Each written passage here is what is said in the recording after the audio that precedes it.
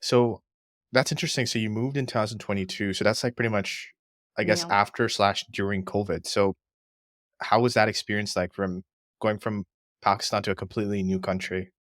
I remember starting applying for Canadian PR in 2019, soon after I got married. So me, my husband and I decided that we should do something about it and we should move abroad.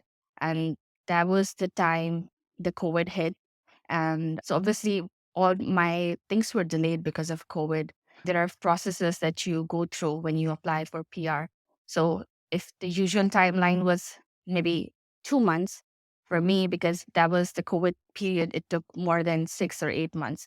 So on the whole, it took a lot of time and it delayed a lot of things, but I think everything happened for good.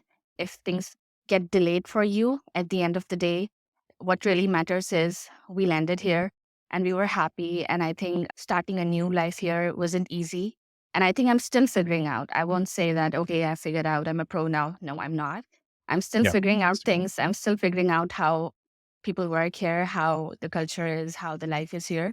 But I think what COVID did was to delay our process. And I think at the end of the day, what matters, we got our PR and we landed here with so much more contentment than before. So it was good. Okay. I think so. It's quite, in terms of your experience being quite unique in terms of how early you moved to Canada. So you probably, it's fresh in your mind. What are some of the main struggles you had when you first moved to Canada or that you recall? So as I told you that I'm still a newbie, so the struggles Yep. haven't ended yet.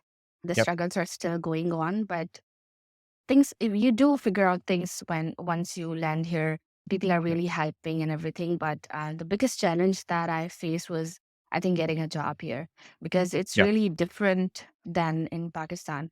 I believe that in Pakistan, my degree, people know that I was from NED, and NED is one of the Yep. well recognized university in Pakistan. So when you're from that top notch university, one of the top notch, I would say, people do give value to you and they call you for interview and they realize that, okay, you have worked so hard and you were in such a good university. They think Yep. that we have been through those struggles and they give you a chance.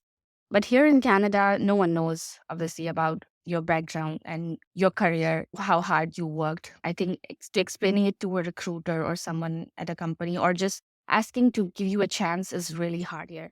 Because I see Yep. when a job is posted on LinkedIn, thousands of people apply for it.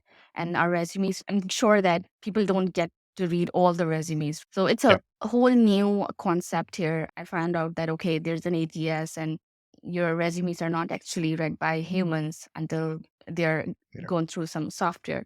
So I think the Yep. biggest challenge and hurdle that I faced, me and my husband both, he has this 10 years of experience in marketing and still figuring out his career. The biggest challenge is getting a job here. And once you figure that out, once you land your first job, and I think then it becomes a little easier and you're like, okay, now things are getting a little smoother.